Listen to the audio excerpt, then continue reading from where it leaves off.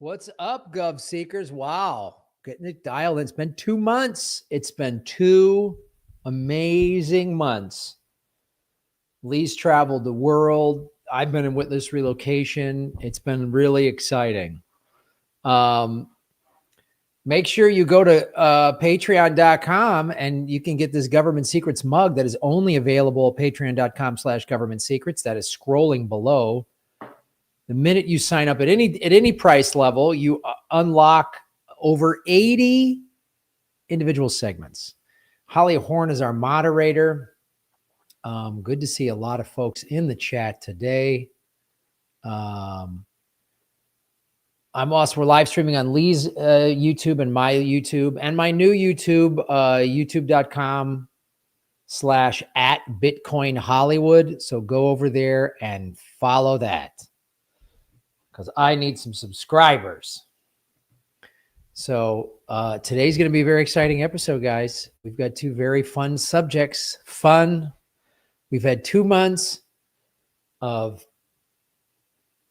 just resting and just relaxing and seeing how great America is. So I told them the secret of the mug. Yes, I did. All right, let's start. Like, share, subscribe, do all that stuff. Subscribe to Lee's channel, subscribe to my channel, subscribe to Bitcoin Hollywood. All that stuff helps us. Lee and I are both on Rockfin. I was having a streaming issue syncing with Rockfin today. There's been some tech issues streaming with them. I've had some issues the last week or so on my own show. But we will put all the video and audio up on Rockfin as well. And also, one thing you get on the Patreon is you get early access to the audio podcast, because that usually takes a day or 2 to drop. So you get that immediately later today, right after the show. So let's do it. Ladies and gentlemen, it's time for Government Secrets with the 2 most censored comedians in America, Lee Camp and Graham Elwood. Hey, man. Been a while. Been a while. It has been a lot of whiles. Yes, it has. I talked to you a bit about this on the phone, but how the past month and a half we've seen all of the mainstream media cover everything that you and I, but you know, I'd say I did 20% the Epstein coverage you did, but now all the mainstream media is actually they just found it. It's, you know, it's even more stunning. Watching mainstream media, and I go on YouTube and I see clips from like ABC, NBC, MSNBC, Fox, playing YouTube clips about Maxwell and Epstein. And I'm like, you know, I have a couple of Epstein clips. I have an Epstein playlist. I'm like, gee, is NBC going to get demonetized for 2.5 years the way I was, and shadow banned? And I'm sure. YouTube's going to be right on that. They're going to be like, how dare CNN cover the Epstein list? How dare MSNBC mention that Bill Gates and Bill Clinton might have something to hide here? It's crazy. And it's like I found, because somebody reposted it on TikTok, I did a video in 2022 or no, 23, I think. Yeah, how Jean-Luc Brunel, friends with Epstein, friends with Maxwell, arrested, tried. I'm assuming Jean-Luc, right? He's French? Yeah. Okay. John, who gives a shit? Listen, I need my Jean-Lucs, all right? I used to watch Star Trek, all right? I need my Jean-Lucs. Okay, that's fair. Jean-Luc, he got tried, convicted, and arrested, and he committed suicide in prison, and no one talked about it. This is 2 years ago. Yeah. No one talked about it 2 years ago, and I reposted it, and I was the paper T-shirts are dangerous, man. I think they just, because you can just slip and fall, and those things will just hang you. They're really brutal. Yeah. And I mean, now there's like on mainstream media, there's interviews with like this mob guy that was in the same unit or whatever, cell or something with Epstein. And he was like, there's nothing to hang yourself on. You're on suicide watch. You cannot. Right. There's probably not like you don't have shoelaces or anything. They don't. Have they ever announced paper clothing? I know, and it's not like there's a top bunk to. Yes. Have they ever announced what they claim he hanged himself with? Have they ever said this is the thing? No. And it's like they released that video where there's like a minute missing, and we're all just supposed to buy it. And it gets even better than the minute missing because Wired did an in-depth analysis, and apparently the nerds at the Nerdery can look into the code and see that not only is there obviously a minute missing, but they cut someone at some point, and they know it was from the FBI. They know like where it happened. Cut 2 minutes and 53 seconds out, and then put a minute 53 back in, so that it looks like there's a minute missing, but in fact 2:53 was cut out. Like what? It's like we've all seen the Oceans movies. You know what I mean? Like we all know how this can go. You just put fake video up. Yeah. It's like a cardboard cutout of Epstein in front of the camera. He's just standing there, and they wiggle it every once in a while. Oh, he's alive. He's alive. Look at him. He's not into blinking. He's really not a blinker. It's crazy to me. And then, I hear, it's funny, the conservative and liberals all have dumb things to say. They get up every morning and say, how can I sound stupid? But the conservatives, of course, are like, well, what about the Clintons? Yeah, good. Get them all. They're all guilty. And again, I have videos of all of this. And then, it's like, and then someone was like, funny how a bunch of men do this. And this like liberal woman said, but only a woman's arrested. I go, no, Epstein and Julian Burnell were both arrested. They both died in prison. She got 20 years. Well, they were murdered, which some would argue is worse. I know. And now Maxwell, rich white lady, is on the verge of getting pardoned. And you're like, this is the woman who was moved to a minimum security prison 2 years ago, 3 years ago. So I'm just like, it's amazing. I'm watching my breakfast, eating my breakfast, watching some news, and I'm like, oh wow, like I covered this. I had Whitney Webb on my show. I mean, she's covered this more than I have, and I've covered it quite extensively. I had John Kiriakou on my show. Yeah, she put out a 2-volume, insanely long book on Epstein. Yes, like. She's so knowledgeable about it. There's all these people that have been following it. And, her interview with Maria Farmer, one of the victims, and Annie Farmer, her sister, was just on the news recently. And all these women are coming forward talking about how awful Maxwell is. And it's like, wow, it's amazing that it's finally getting talked, but they're still now. And Trump keeps trying to distract from it. And, Yeah, Trump is suddenly freaking out, which is funny because he was also the guy that it was being talked about to some degree, but he injected it into the mainstream discourse by bringing it up during the debate in 2016 against Hillary. So he ran on it this time. I mean, he ran on it. He campaigned on it this time. Kash Patel was a year or so ago, was on, doing interviews saying the Democrats are hiding something. And this is the thing that is blown up in Trump's face, is the criticism is coming from his own base. I mean, when Tucker Carlson and Marjorie Taylor Greene and Laura Ingraham, like Tucker and Laura Ingraham were talking about it at some right-wing conference last month. And they're like, it was right after Pam Bondi, I think it was July 7th, where she just said, oh no, it's empty. The files are empty. And right. It was the MAGA people who went nuts because they believed this. And you and I have laughed about this in the past. They believe that the QAnon stuff of Trump is going to be the savior. Yeah. And stop all this. They really thought Trump was going to reveal things. It's like, were you not, he's already been president for 4 years, right? Were you not around for that? He didn't reveal anything. And there's a great moment where someone was on Bill O'Reilly's show, and Bill O'Reilly was like, Epstein died in prison when Biden was in office. And this guy goes, who's another conservative, goes, no, Epstein was arrested in 2019 when Trump was president. And But besides the fight, but even so, what would that prove? It's well, like, okay, O'Reilly, Epstein died while Biden was president. well, what they were trying to say was O'Reilly and some of these far right people were trying to say, oh, Biden had Epstein killed. And it's like, because clearly whoever was president at the time had him killed. So it's like, oh, okay, well then Trump was president actually in July of 2019. So and not that I'm some fan of Biden, I know neither are you, but yeah.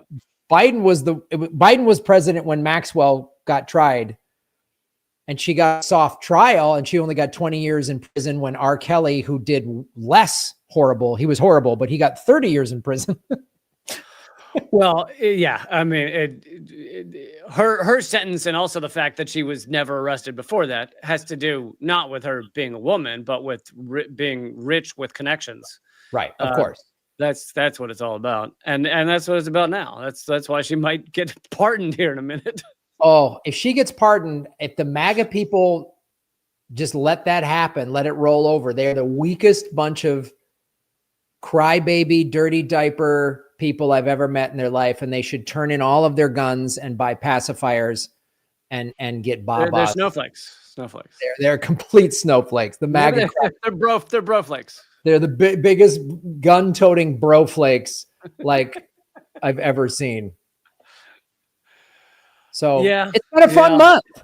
Yeah, it is a fun month. Also, all these tariffs just dropped today. More tariffs on all these countries, and it's so funny watching the mainstream discourse around it, and none of them can say what's really at the root of pretty much all of it is the de-dollarization around the world and the growth of BRICS.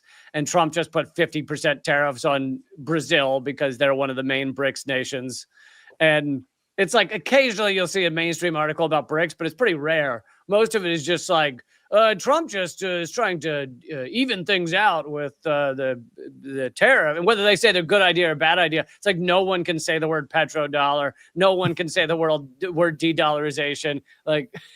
Yeah, no one wants to say the real reason, which is the dollar and America are collapsing. It is. I mean, oh yeah, Lula just gave the president of Brazil just gave an interview where he's like, Trump's trying to strong arm me. We're not doing this. Sorry. And the other thing too about the tariffs, this is, again, all these people that voted for Trump, when their bills all go up today, when we're getting into school season, when people are going to the Target to buy their kid a backpack, and the $30 backpack is now $50 backpack. Yep. Trapper Keeper, $900. Trapper Keeper. $900 Trapper Keeper. When college ruled paper is $47, they're going to get pissed off. I mean, this has already started. This is starting to mound because it all gets passed on to us, to Americans. It's not some of these companies will get hurt by the fact that they don't sell as much in the United States, but what they do sell, they're going to jack up the prices on to try and pay for these tariffs. So it just gets passed on to Americans. And we've already had 3 to 4 years of just runaway inflation post-COVID. I mean, it's everything is more expensive anywhere. Everything. Just go to lunch. Just go anywhere. Everything's more expensive. And now you're going to throw tariffs on top of this. And it's it's funny. There's interviews with Obama going, "Oh, tariffs are good," and there's interview with Reagan going, "Tariffs are bad." So it's hilarious, this ridiculous two-party system. And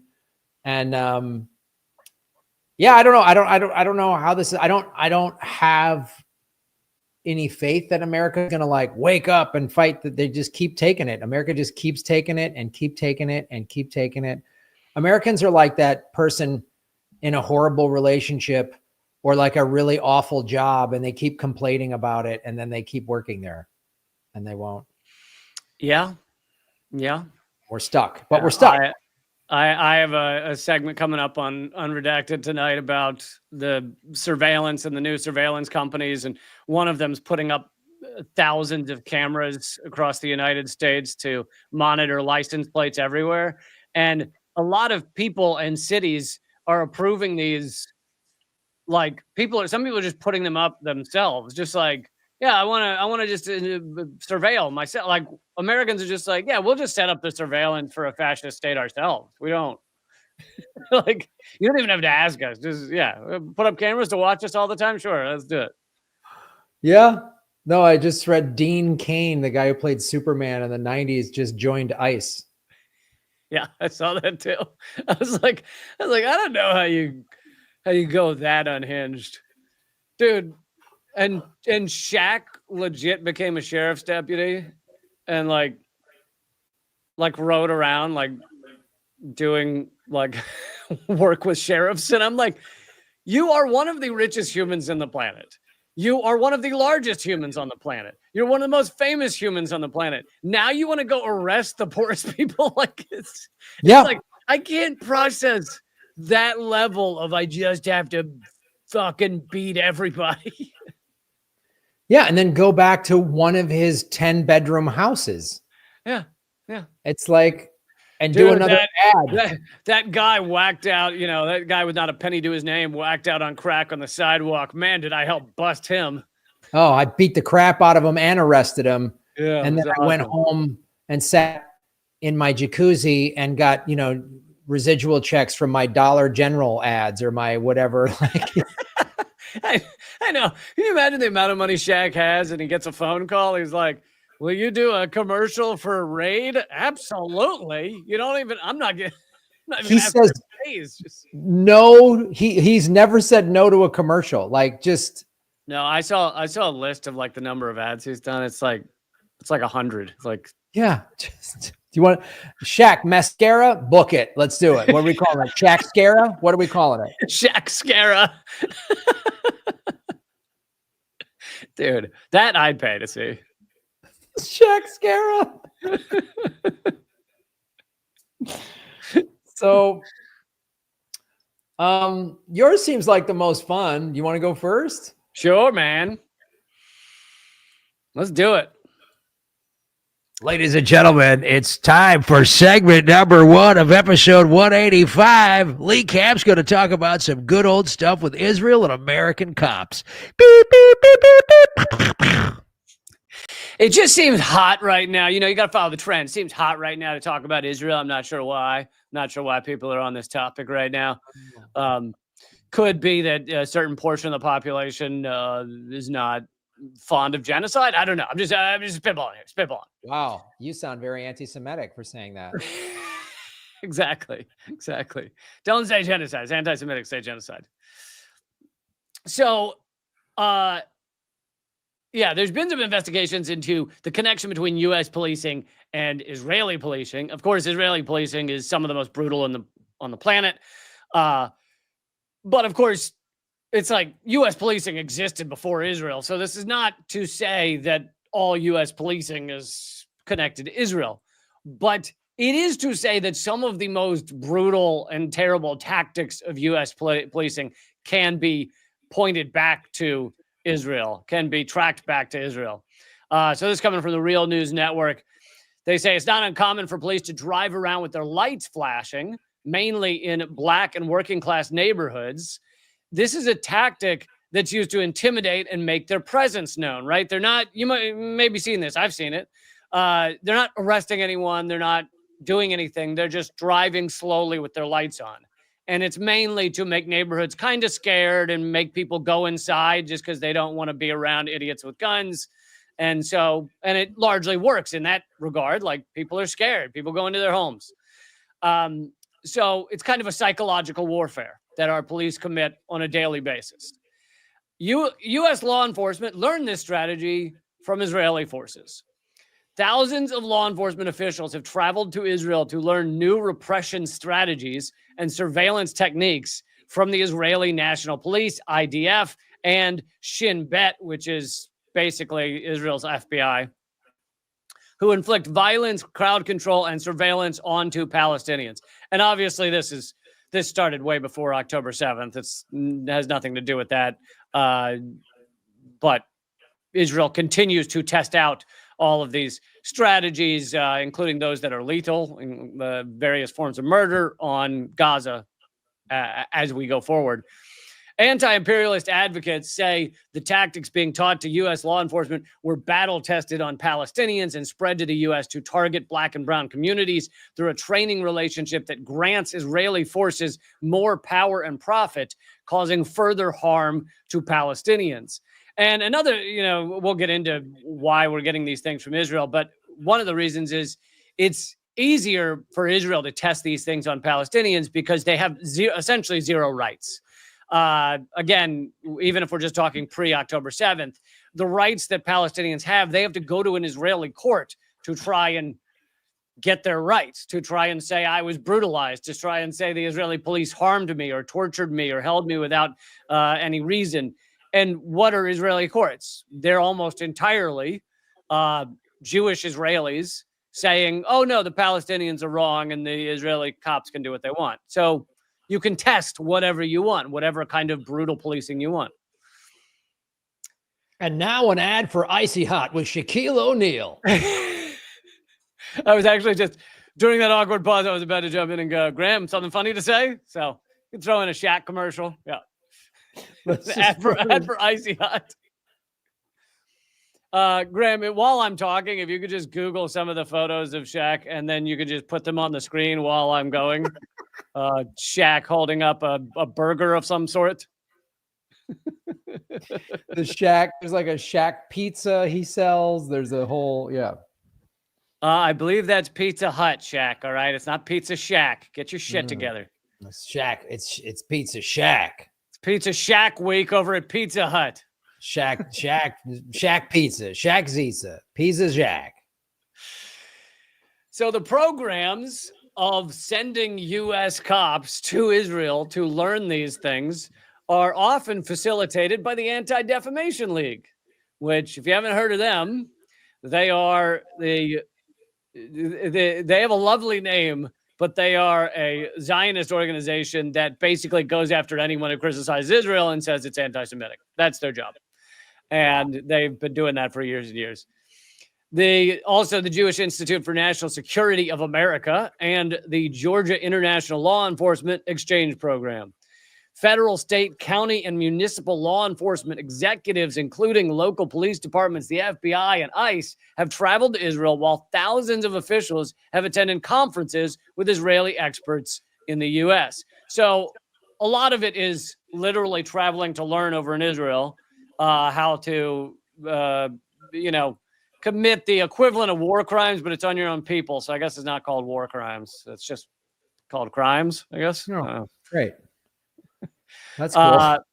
Some of it has to do with actually going to Israel. Some of it is just done at conferences here in the U.S. where IDF or Shin Bet or Israeli police come and say, hey, here's how to choke someone out so they might die while you're arresting them. So that's great. I'm sure LAPD's been over there a couple of times. Yeah, I have no doubt. U.S. forces take whatever is working in Israel and they bring it here and inflict it on black and brown people. And poor people as well. So it's not just black and brown people, but they're occasionally white people. Yeah, we got a lot of poor white people in America, and we beat them up and kill them too. Yeah.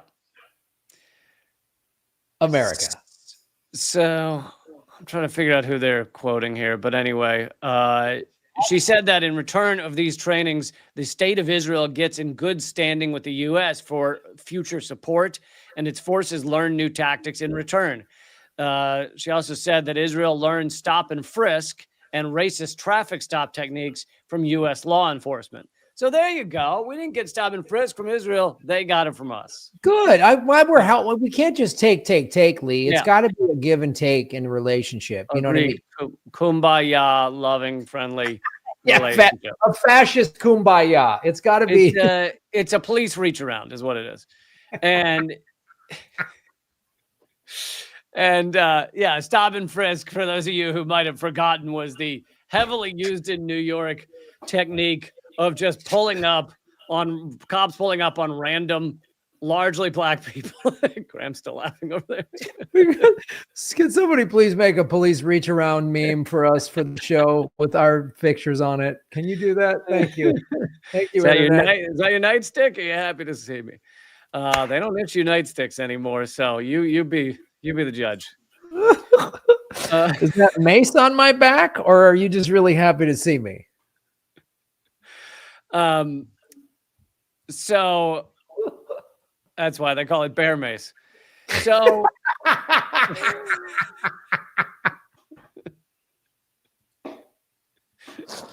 folks, we have to make dick jokes like this so I don't cry. That's why we have to make these jokes. It's true.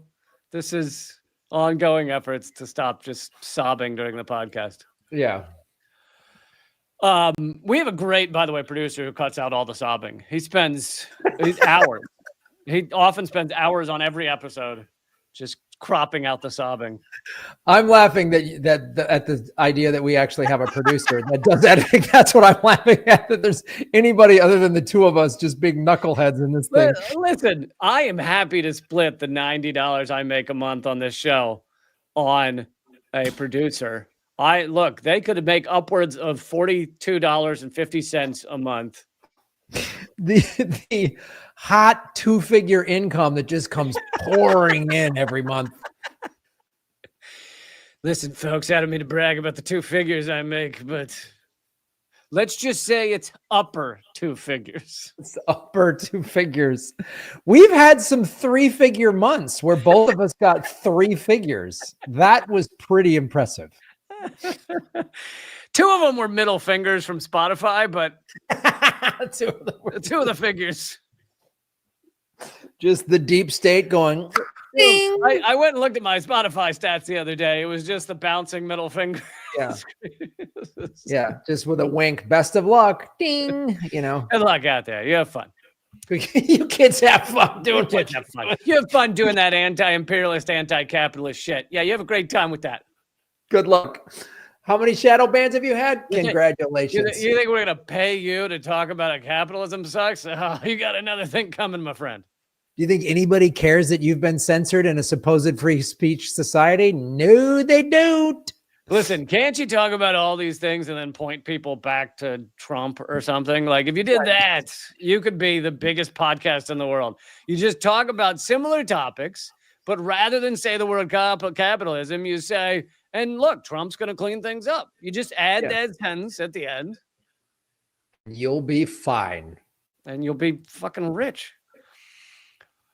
So, after George Floyd was murdered by Minneapolis police officer Derek Chauvin in 2020, advocates said that the knee-to-neck chokehold, you might recall, was used and perfected to torture Palestinians by Israeli occupation forces through 72 years of ethnic cleansing and dispossession.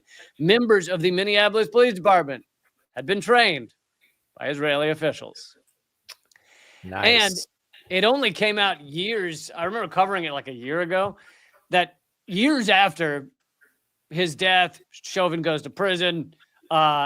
Only then did we find out that it'd been covered up, that Chauvin actually, there were like at least 5 or 8 other videos and other complaints of him kneeling on people's necks until they either passed out or had damage or nearly passed out. So he had a history of this type of hold, of choking people to death with his knee, and apparently learned it from Israel. So that's good. Nice.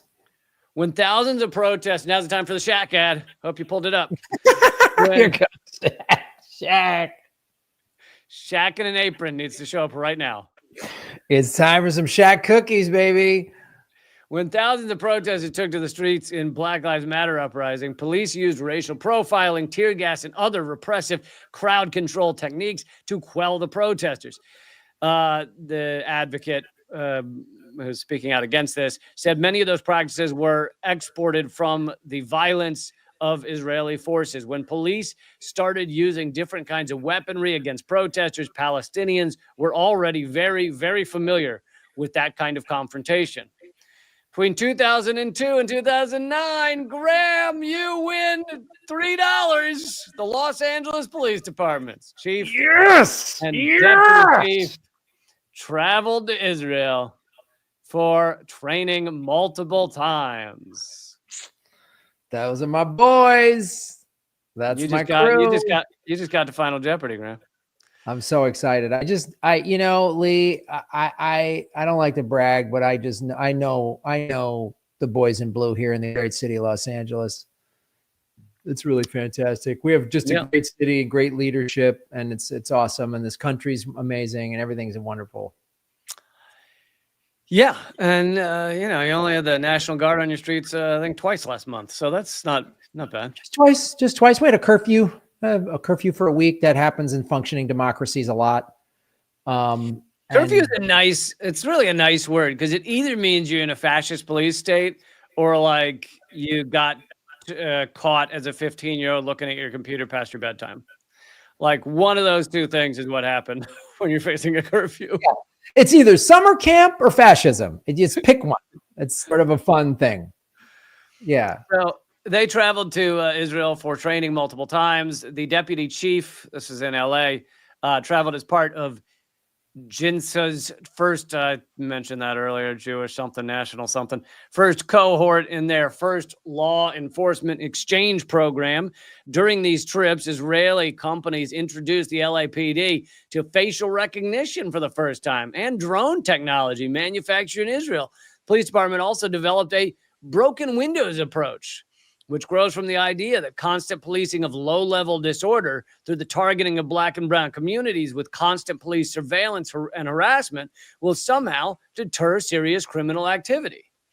And really how the broken windows policy works is if you arrest someone for, let's say, spray painting or breaking a window or selling Lucy cigarettes illegally or what have you, and you lock them up for 10 years, oh, guess what? You're ripping apart a lot of, the Black or brown or poorer community. And if you have millions of people locked up in prisons, you don't have to worry about them. So, and then when that person gets out after 10 years, what are they going to do? What job are they? They're not allowed to do a lot of things like apply for a lot of jobs and stuff. So where are they going to go? Yeah. And then when you have a private prison system that profits off of this, they encourage this and push it for profit wise, which has nothing to do with why ICE is locking people up. It's not like private prisons are pushing for this ICE thing because they're making money from all of these people getting locked up because of the ICE raids. No, it's not like that. America doesn't have a history of just doing awful stuff for money. That would be ridiculous. And that's why everyone should vote for Trump. He's going to clean this stuff up. Oh, man, I think I just helped our numbers a lot there, Graham. Yes, he's doing great. I think I just did it. Secrets is making America great again. Every day, lock people up, shoot people. There's nothing in Epstein's file. Everybody thinks great. The tariffs are going to be amazing. I don't think anyone who watches my stuff doesn't know this, but in case there's someone out there, just a quick reminder, the U.S., in terms of locking people up, largest prison state in the world. In fact, the largest prison state that has ever existed in the history of humanity. Well over 2 million people locked up at any given time. 60% of those never been convicted of anything. They're actually in prison before pre-trial. They're locked up for other things they've not been convicted of. Then when they get quote unquote convicted, 95%, sometimes more than that, but roughly 95% of them will not actually go to a trial to find out whether they did something. They'll agree to a plea deal because what they're being charged with is so insane. They stole a bike, so now they're facing terrorism charges for life in prison or whatever the fuck, that people take a plea deal whether they did the thing or not. So the number of people that get a trial is like a tiny, tiny, tiny fraction. And I bet you the people that do get a trial have the money for a lawyer. Yeah. And public defenders, although many of them are like the best fucking people on earth because they're trying their best to defend people with no money. They have like 70 cases or 100 cases at any given time. So anything they're dealing with, it's just like, how can I do this with the least possible resources? Because I have zero. So the public defenders, most of them are pretty noble, decent people that are trying to do the right thing. And they are just put into the most broken of systems. Yeah. Given really almost insurmountable odds. And it's like, good luck. Yeah. Pretty insurmountable odds. And And on top of that, there's other factors, which we don't really need to get into. But for example, that public defender is in front of the same judges many times a week. So the judges know him and he knows them. And that judge gets very unhappy if a public defender actually tries to drag out a trial, bring a lot of witnesses, really drag out the amount of time things take, which is all things that heavily paid defense lawyers do all the time. But if a public defender were to do that, well, guess what? That judge is going to take it out on that public defender later in other cases. So you kind of got to stay in the good graces of the judge. Sounds fair to me. Sounds totally fair. After nearly 10 years of training with Israeli forces, the NYPD, not known as brutal at all, treated basic acts of daily living as potential crimes, which are techniques used by Israeli forces on Palestinians. You might recall the NYPD, big into stop and frisk for years. And by the way, the studies prove that stop and frisk didn't actually stop any crimes. It just locked up a lot of people for almost nothing. And made people terrorized, especially if you're black and you can't walk around in your neighborhood. But also the NYPD were the ones that killed Eric Garner. So by choking him out to death. Certain police practices and policies that all happen time and again when you look back and try to pull back on the thread to see where they got this from, it always comes back to somebody went to Israel. And that's another good point is with a lot of these other police departments, it doesn't matter whether every guy went to Israel or every police department went to Israel. Practices will often be learned in Israel and then spread from one department to another. So, it's tough to know exactly everything that came from Israel, but just because a certain police officer didn't go to Israel doesn't mean that's not where the practice came from. Yeah, because smaller police departments regionally will go to the smaller police departments in the East Coast or New York State will go get a seminar from NYPD, and same thing in the West Coast. I mean, small police departments will get seminars and stuff from LAPD. And where did they get it? Like you say, they got it from Israel. And police departments, not surprisingly, like a lot of things, have kind of leaders, and both who's been there the longest, but also who is the most aggressive, aggro dude in the police department. They tend to be the leaders. And I once spoke to a former sheriff deputy who was a fan of mine, no longer a fan of the sheriff's department. And he told me, he's basically it was everybody who hadn't been in the military was following the guys who'd been in the military. And so it was the most brutal, most aggro, most, we're going to kick down doors and punch people in the throat and ask questions later. They're the ones who are the leaders. And the lower level guys follow that. And if a lower level guy comes in and is like, this doesn't seem right, well, they're drummed out of the police force pretty quick. They don't last very long. Yeah, I mean, we've talked about it before. There was a Supreme Court ruling that said that police departments have the right to kick people out of the academy if their IQ is too high. IQ is too high, and they can also kick them out if they have too much empathy on an empathy test. Oh, that's so gross. It is terrible. Empathy. Yeah. Ugh, it's the worst. It's like if someone says, I can't breathe, do you listen to that person or do you ignore them because you're arresting them equals bad guy because they sold a cigarette? And you still put more pressure on.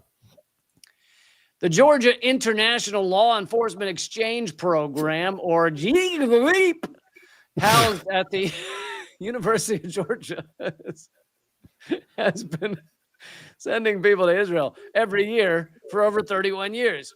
At least 43,000 people have participated in GEEP workshops, conferences, and events. They said it creates danger for Atlantans, as demonstrated in the police killings of Anthony Hill and several black people in Atlanta.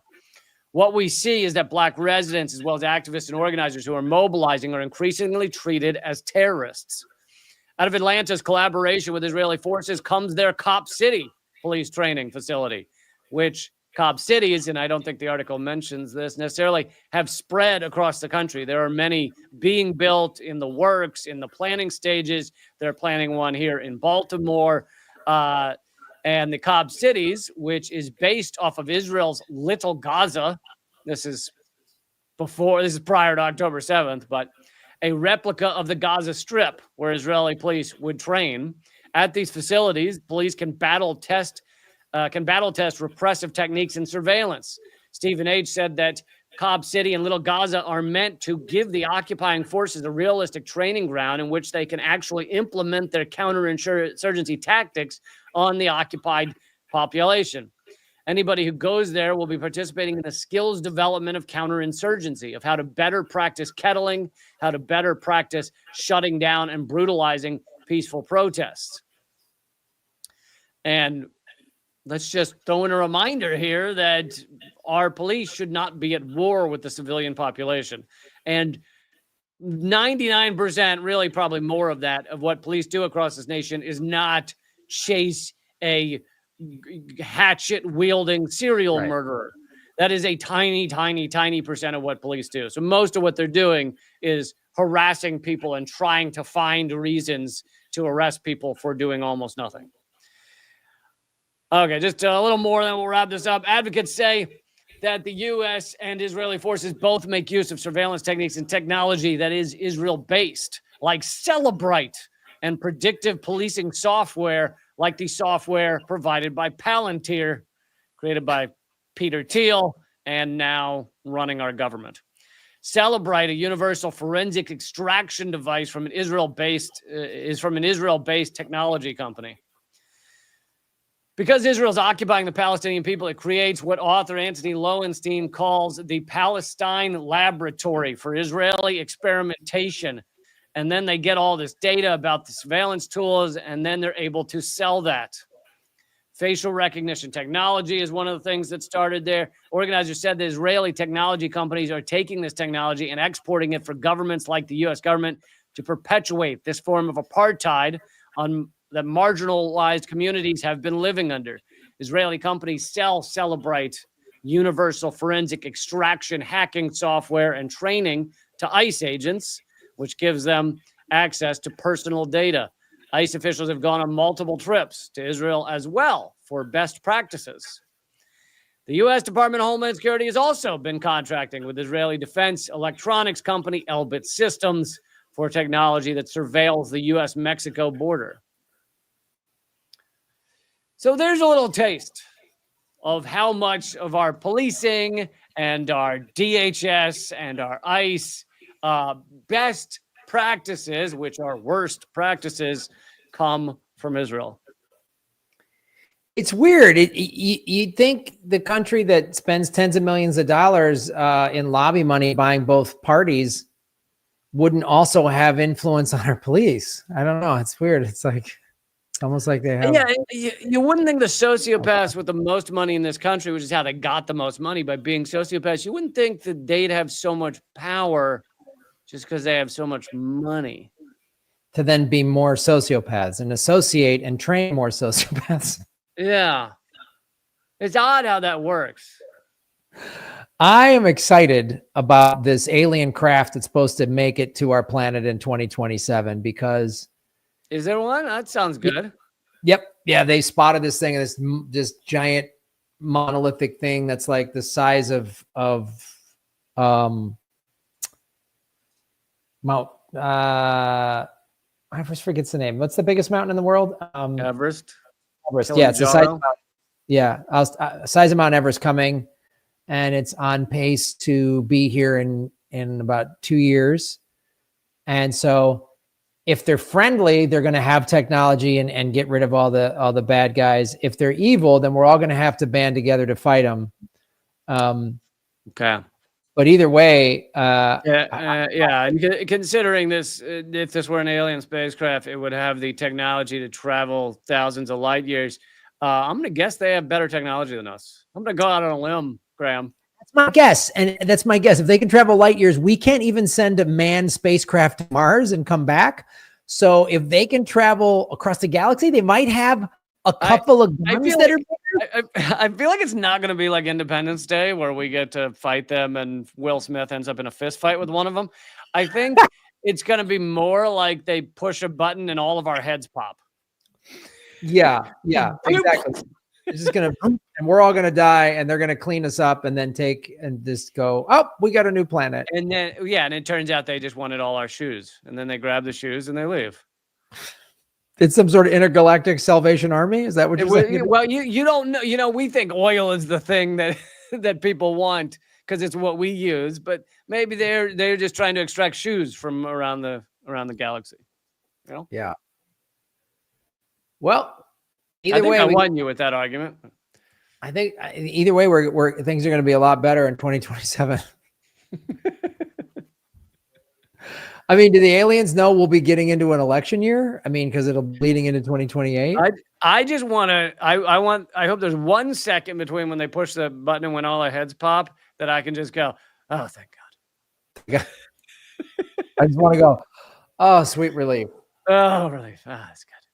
I just hope that before they push the button and our heads pop, I can just sell some merch about aliens attacking, and just have good merch sales before they explode my head.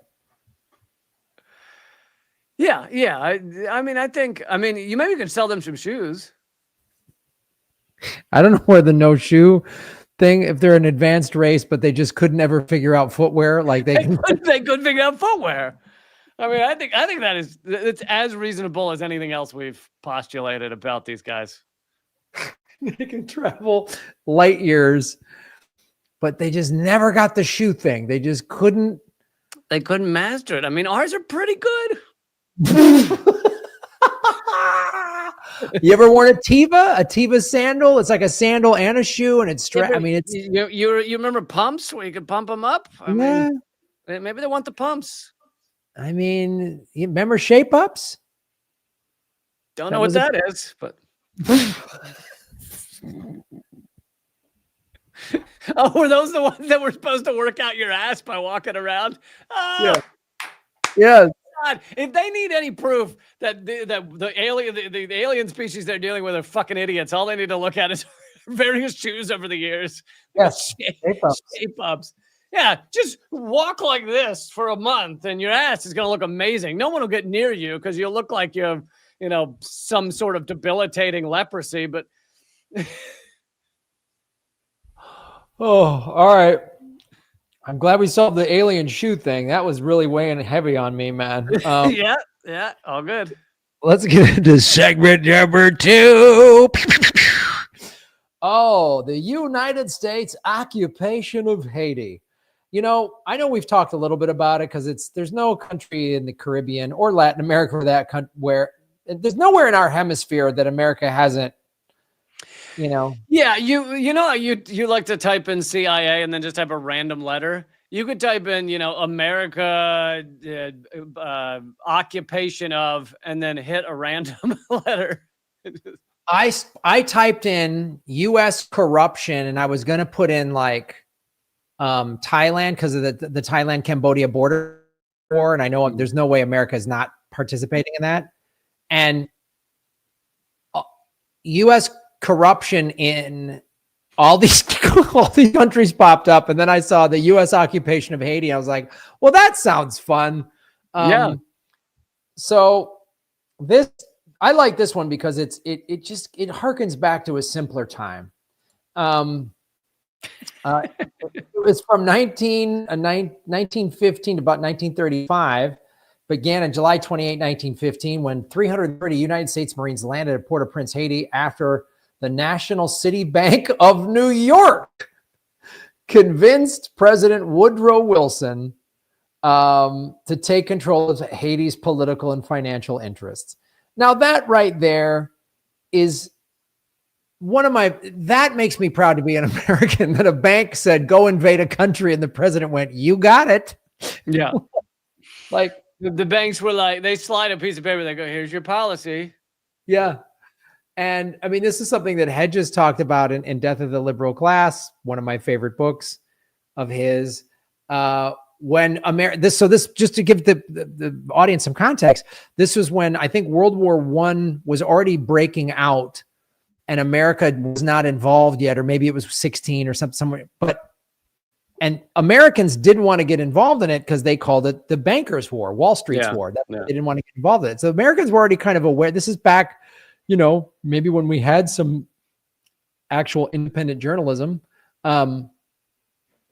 So they convinced President Woodrow Wilson to take control of Haiti's political environment. In the July 1915 occupation took place following years of socioeconomic instability within Haiti that culminated with the lynching of the president of Haiti, Vilbrun Guillaume Sam, by a mob angered by his decision to order the executions of political prisoners.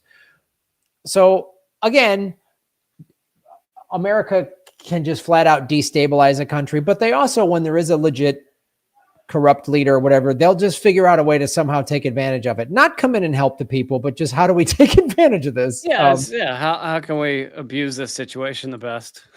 So during the occupation, Haiti had 3 new presidents, while the United States and the military regime through martial law. I need you to look at the screen. What's up?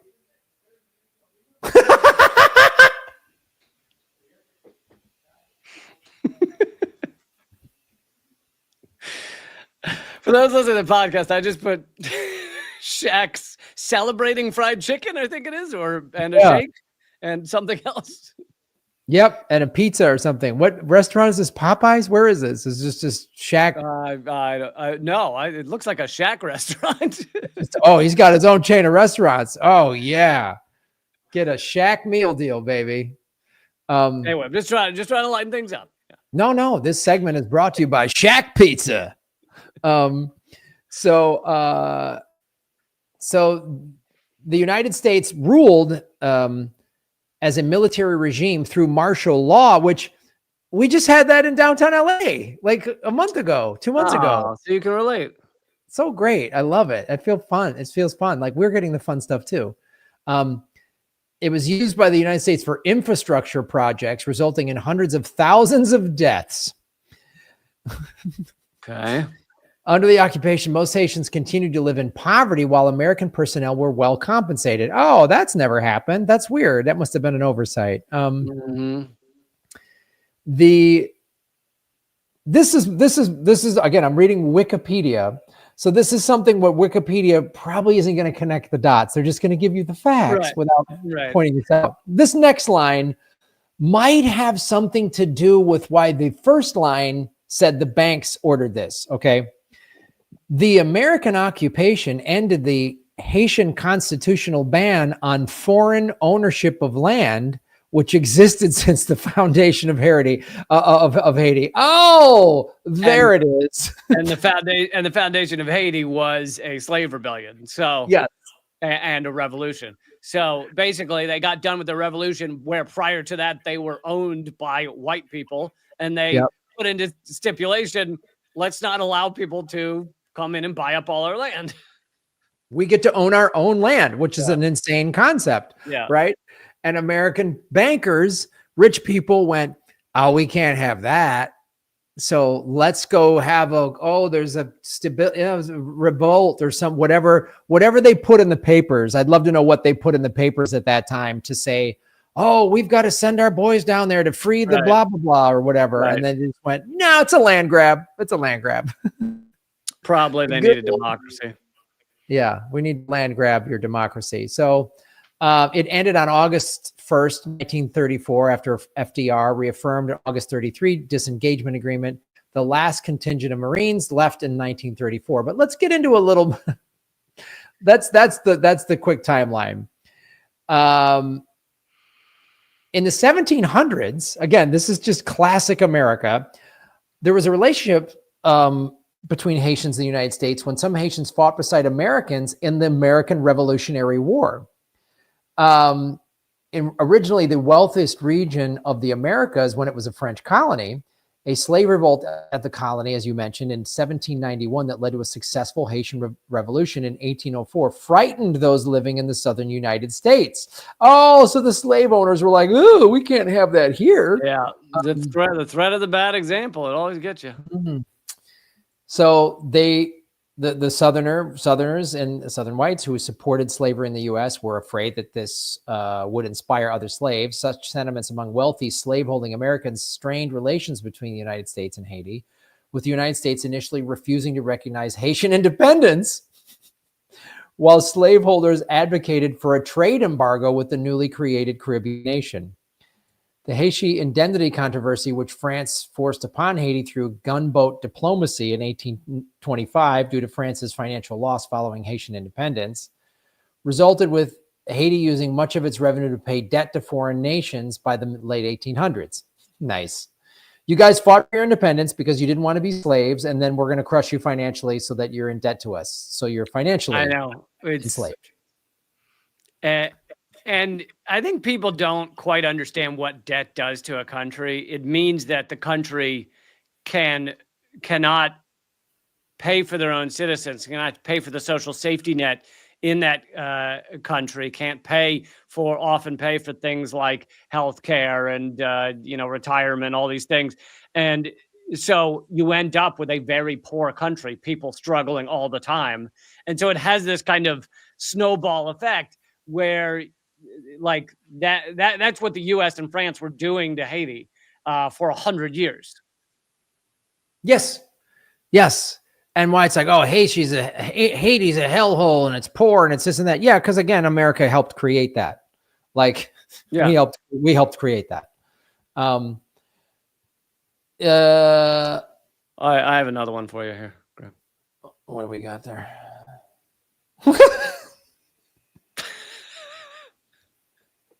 What is that? Apparently, it's Shack Soda. Have you ever enjoyed a Shack Soda? Have not had a Shack Soda. Yeah, man, you claim to be living your life. I don't.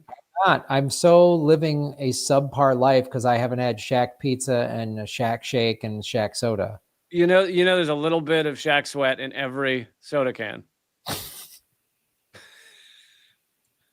Can I get is it made by also icy hot? So you drink it and it stimulates. It's 30% icy hot, 20% Shack Grundle Sweat.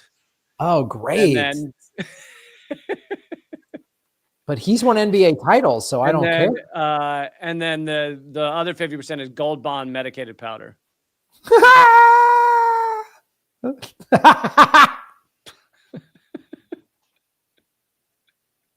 I like how, as I've been doing this segment, you've just been teeing up Shaq ads, which is fantastic. No, it's our producer who's been working hard for his $12. He works so hard, man. Puts in 60-hour work weeks. He gets $10,000 a month, but you and I each get $90. But whatever, it's worth it. Yeah, that's true.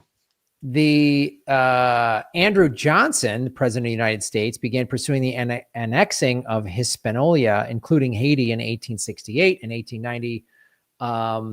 The Mont Saint Nicholas affair occurred when President Benjamin Harris, on the advice of Secretary of State James Blaine, ordered Rear Admiral Bancroft Girardi to persuade newly assumed president of Haiti, Hippolyte, to lease the port of the United States, enforcing gunboat diplomacy. Oh boy, America loves that.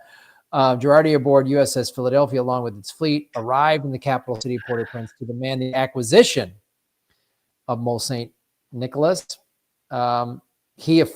President of Haiti, Hippolyte, if I'm pronouncing that correctly, refused any agreement, and Haitians grew angered by the presence of the fleet. The New York Times, writing that Haitians' semi-barbaric minds saw it as a threat of violence. All the New York Times, they've been doing great work since the 1800s. Yeah. Upon returning to the United States in 1881, Girardi said in an interview that the New York Times that in a short time, Haiti would experience further instability. Thanks.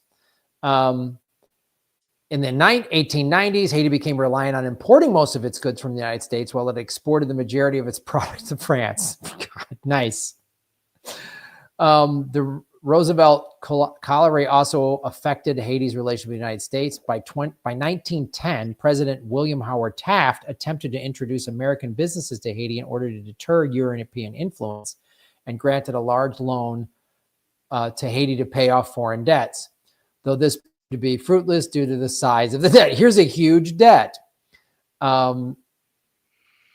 the United States was not concerned by France's influence, though German influence in Haiti raised concerns. Germany had intervened in Haiti, including the Luders Affair in 1897, and had been influencing the Caribbean nations during the previous few decades. Germany had also become increasingly hostile to the United States domination of the region under the Monroe Doctrine. Wow. They had a small German community in Haiti of about 200 people in 1910. German nationalists controlled nearly 80% of the country's international commerce. So World War I, so colonizers fighting over who gets to colonize. That's part of what was happening here. Let's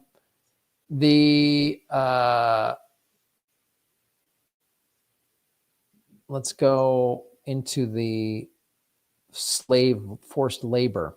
Let's go back then. So that's sort of leading up to what got us to 1915. So the American invasion in February 1915, son of the former Haitian president, took power as the president of Haiti. The culmination of representatives' measure came on July 27th, 1915, when he ordered the execution of 167 political prisoners, including former President Zemmour, who was being held in Port-au-Prince jail. The population got really pissed off.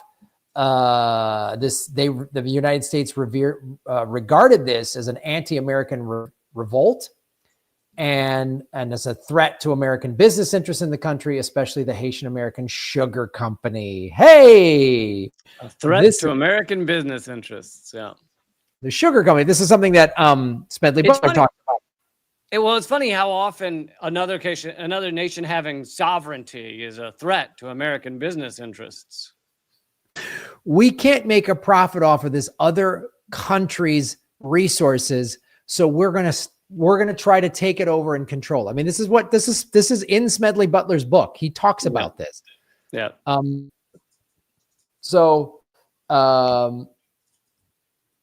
When the Cacao supported anti-American Roosevelt Bobo emerges as the next president, the United States government decided to act quickly and preserve its economic dominance. Like I said, in July 28th, 1915, Woodrow Wilson ordered 340 United States Marines to occupy Port-au-Prince, and the invasion took place the same day. The invasion was led by Rear Admiral William Banks Carperton, commander of the cruiser squadron of the U.S. Atlantic Fleet. And all these other boats were in there. Then the United States installs this Dartugave as president, a puppet, and he accepted the presidency. I mean, again, what that happened in 1915, we've been trying to do in Venezuela and all these other places, right? Yeah, Cuba. The United States then took over all the Haitian institutions. The Haitian government had been receiving large loans from both American and French banks, and with the political chaos was growing, if the anti-American government of Rosalvo Bobo prevailed, there was no guarantee of debt repayment. And American businesses refused to continue investing there. Within 6 weeks of the occupation, the U.S. government representative seized control of Haiti's customs houses and administrative institutions, including banks and the National Treasury. Under U.S. government control, 40% of Haiti's national income was designated to repay debts. Wow, to America and France. 40% for decades, for generations. Gee, why is Haiti so poor? They just must have bad government. They don't know how to run their government down there. No, they were paying off a loan shark. Yeah, those are loan shark rates. In September of 1915, the United States ratified the Haitian Constitution, which gave the United States economic oversight over Haiti for a 10-year period. Haitian legislators and economic oversight is a lovely euphemism, isn't it? Isn't that great? I get to crawl into banks and I get to control your money, and you're going to shut up because I have a bunch of Marines and soldiers here behind me. Yeah. And they gave, again, this is why America loves this sort of like fake democracy. We let your Haitian government control yourselves, but then in the Constitution, the U.S. had veto power over anything. Yep. Yeah, it's like we'll give you sovereignty if you do what we want. I don't think that word means what you think it means. Yeah. Yeah. We'll give you sovereignty if you do exactly what we tell you to do. Oh, that sounds like a wonderful kind of sovereignty. Yeah. For the next 13 years, the U.S. State Department advisors ruled Haiti under the authority of the United States Marine Corps. The Garde de Haiti was created and controlled by U.S. Marines throughout the occupation. So even the Haitian military was controlled by the Marines, and it was led by Major Smedley Butler. Rear Admiral Caperton ordered his 2,500 Marines to occupy all of Haiti's districts, equipping them with airplanes, cars, and trucks. 5 airfields were constructed, and at least 3 airplanes were present in Haiti. Marines were tasked with multiple duties for their districts: law enforcement, tax collection, medicine distribution, and overseeing arbitration. They were just straight up run by our military. Yes. There was a war against this, which happened in November of 1915, and which then there was sort of ongoing war through 1920. The U.S. then forced a new constitution. Oh my God! In April of 1916, with Major Butler and Colonel Walter enforcing the new legislative actions. I can see why Smedley Butler felt really bad. Yeah, why he changed his mind on this stuff. Yeah. There was a second war that happened in 1918 that deprived Haitians of their main ally in the liberation struggle, Germany's defeat. So after Germany lost World War I, Germany was kind of backing the Haitian Revolution. That ended. And of course, there were forced labor camps. Sounds like all of Haiti was a forced labor camp. Yeah. Yep. And the strongest period of unrest culminated in 1918 rebellion by up to 40,000 former Cacao and other members of the opposition, led by Charlemagne Peralta, a former officer of the dissolved Haitian army. The scale of the uprising overwhelmed the Haitian puppet government, but U.S. Marine reinforcements helped put down the revolt. For their part, the Haitians resorted to non-conventional tactics, being severely outmatched by the occupiers. Prior to his death, Peralta launched an attack on Port-au-Prince. The assassination of Peralta in 1919 solidified U.S. Marine Corps power over the Cacaos. The Second Cacao War ended with the death of Benoit Betreville in 1920, who had commanded an assault on the Haitian capital the first year. An estimated 2,000 Cacaos were killed in the as well as several dozens of U.S. Marines and Haitian. Wow. And then there was an article that came out about the killing of Haitians. The newly fairly, I don't know if it was how new it was, but on October 1921, an article from the Merced Sun Star discussing the killings of Haitians by U.S. Marines. And this was from that article. Military camps have been built throughout the island. The property of natives has been taken for military use. Haitians carrying a gun were for a time shot on sight. Machine guns have been turned on crowds of unarmed natives. And the United States Marines have, by accounts, which several of them gave me in casual conversation, not trouble to investigate how many were killed or wounded. This is from an article in October 1921. 10 years after the article came out, Congress began to investigate. I'm sorry, 2 years. 2 years. My fault. No moss grows on those guys. Yeah. They started an investigation in 1922. The report from Congress did not include testimony from Haitians. Why would you? Graham, these guys are busy. They don't have that kind of time, okay, to consult Haitians on the massacre of Haitians. Graham, you are really expecting too much out of these civil servants that work so hard for us. It's so funny because it's like you think sort of the Warren Commission was this really awful thing of this big cover up of killing an American president. But all we did is, as has been stated by numerous scholars, we talked about it on that book, JFK and the Unspeakable.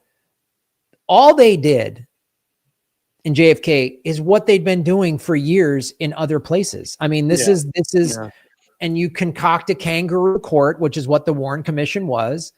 And you don't interview. And then Dulles puts himself at the head of it. Yeah. And this is the same thing. Like we're gonna investigate this, but we're not gonna talk to any Haitians at all. Oh, like we're gonna investigate Epstein. We found out he didn't kill himself, and I mean he killed himself, and we don't have any other. There's no client list. Turns out there weren't any clients. Yeah. Turns out Ghislaine Maxwell was imprisoned for trafficking to herself. That was and we're gonna give this woman who perjured herself on trial, we're gonna trust her, and she's gonna tell us nobody was trafficked, and then we're all gonna go to sleep. We're all gonna go home, yeah.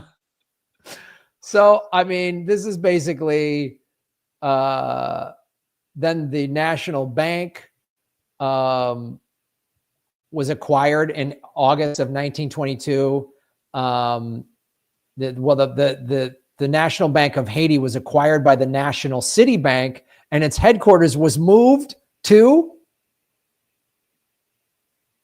want to guess? Washington, D.C. New York City. New York City. No, there's more power and money in New York City. Real. There's more power and money. The real capital of the United States. Yeah. And moved New York City, and Haiti's debt to France was moved to be paid by American investors following the acquisition. The November 1922 issue of the National City Bank Employee Journal number 8 exclaimed, "Bank of Haiti is ours." That was in their publication. Yeah, I try to remember to say that Haiti has been forced to pay France and the U.S. for their freedom for 100 years, because it's not just France, because the U.S. bought the debt. Yeah. And I'll wrap up here. They used forced labor to expand the economy and complete infrastructure projects. An estimated 30 to 40,000 Haitian laborers, known in Cuba as braceros, went annually to the Oriente province between 1913 and 1931. The Great Depression disastrously affected the prices of Haiti's exports and destroyed the tenuous gains of the previous decade. Under press laws, Borno frequently imprisoned newspaper press that criticized the government. And there was in December 1929, about 1,500 Haitians were peacefully protesting economic conditions and were fired upon by the Marines, killing anywhere from 12 to 22 Haitians and 51 injured. And to this day, Haiti has not really recovered. Not to mention when they did actually have a democratically elected leader, we went and couped them again in the 90s. Then in 2004, we picked up Aristide and flew him to Africa just because we could. That country has been messed with by France, by colonizers, and this country, for the most part, for 150, 200 years. I mean, what's that? The Shaq nasal spray? What is that? It's unclear. It looks like Shaq's head on a stick of Icy Hot.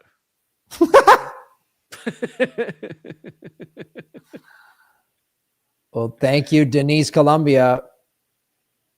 Thank you for supporting our show. It was interesting how, what did you say? Interesting how within 24 hours, the whole nation understood what being Epstein meant. Careful, you could get Epstein. Yep. Yeah. It didn't take long for people to understand what happened to Epstein. That's it. So that's segment number 2, how the United States occupation of Haiti and all the awful things they've done. Any problems Haiti is having today is as a direct result of what the United States did. So, and now we are headed over to patreon.com/government secrets to do an extra segment. If you become a member over there, you will unlock about 80 extra segments. And we start about 5 minutes after we complete this show. So hope you'll head over there.